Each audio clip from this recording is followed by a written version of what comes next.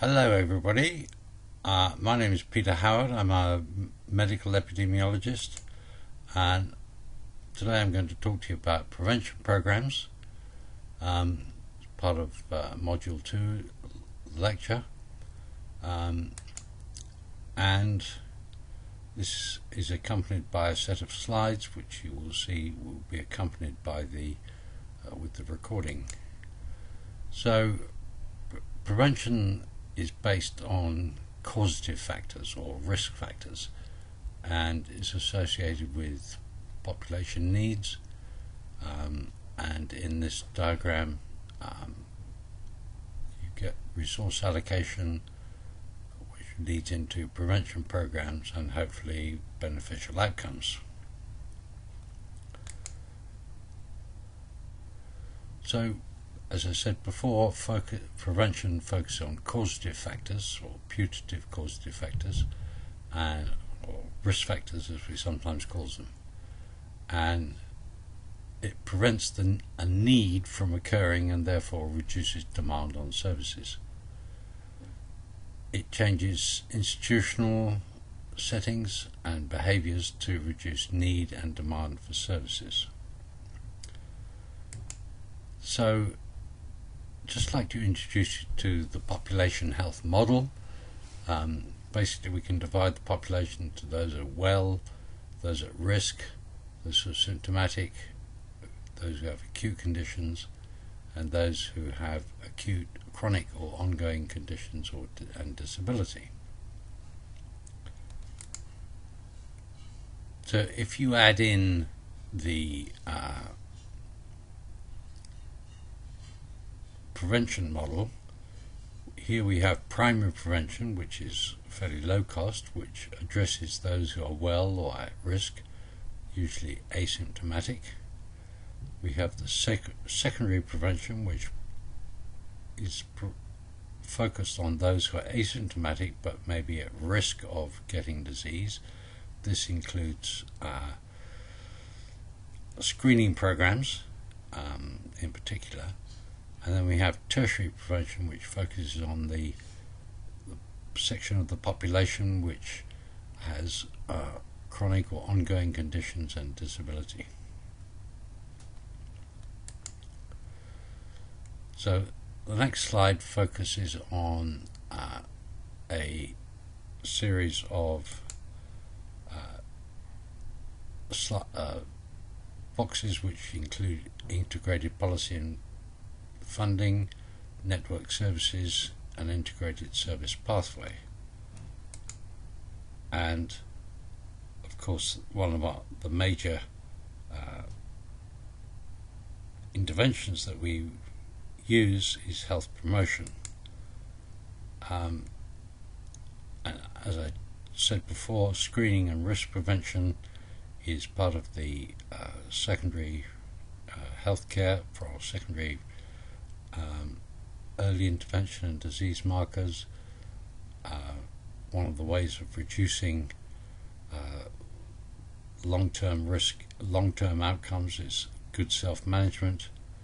And of course, combined with that, we need care coordination between primary, secondary and tertiary health cares. Also, when it comes to tertiary prevention, we need collaboration between community clinics and rehabilitation, along with hospitals, nursing homes and home-based care. So the primary health care networks which are existence are also focused on prevention, and the integrated service pathway is also informed by clinical information and referral systems and guideline and decision support. And the whole idea is to get improved health outcomes with reduced costs. So let's have a look at some framework relationships. And we can divide these into institutional settings, individuals, and biological systems. They're all obviously interlinked, and they're related to health conditions and health status. So let's focus on some of the settings. First, we start with individual change.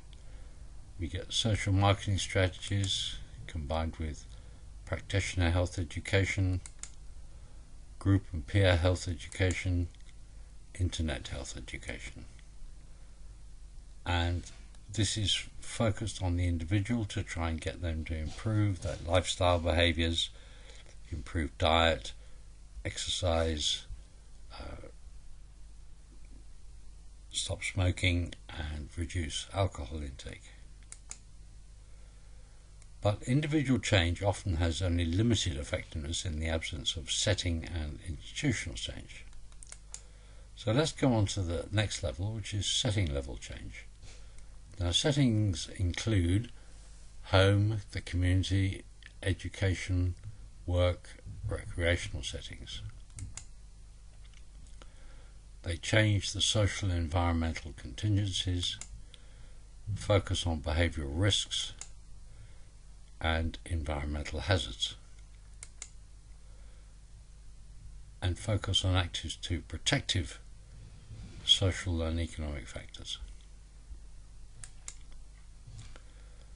Setting level change often involves organisational and community development approaches, but I should warn you now that sustainability can be a major problem. So the third setting is institutional level change, and institutions include the family, the educational setting and work, and this involves legislative, social, economic and cultural norms. Institutions set the overall patterns for the other settings, including protective factors, environmental risks and individual behaviours. It's difficult to achieve institutional change and often takes a long time. So the message for prevention programs for non-communicable diseases, because to a large extent are the major problems that we face today across Australia, are non-communicable diseases, and they include high blood pressure, which can lead to heart disease, kidney failure, normal heart disease, cerebrovascular diseases, chronic lung disease, diabetes, and so on and so on. So the main message for prevention programs is that you need multi-level, multi-setting and multi-strategy sustainable interventions. Now, here we've got a diagram of prevention curves, and you can see here at the top the social determinants which affect maternal and child health, risk factor prevention and management, and chronic disease management and treatment. Now, the black line on this graph shows what it's like probably at the moment, but as treatment strategies and prevention strategies progress, we're likely to see over time a compression of that, the need for those prevention curves extend beyond the age of what we call old age, 80 to 90 to 100, going beyond the 100. Now, I'm talking not about tomorrow, but I'm talking about in the decades ahead. So there are a number of population approaches to prevention. One is what Jeffrey Rose calls the whole of population approach, where you will see for this example, this is about blood pressure control, and you can see what it might be before intervention, where you have a distribution of blood pressures in the solid black line with an average systolic blood pressure of about 130, and the idea would be to focus the prevention programs on the whole population, so you would get a shift of the mean population systolic blood pressure from about 130 to under 120. Now, this is one way of looking at it. It's a whole of population approach.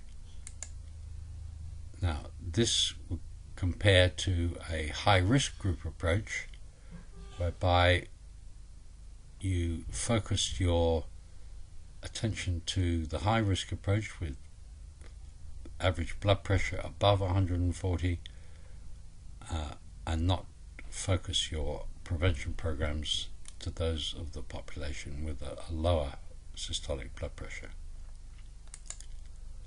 So I hope that's given you some idea of the breadth and the scope of population health programs which focus on prevention. Thank you very much.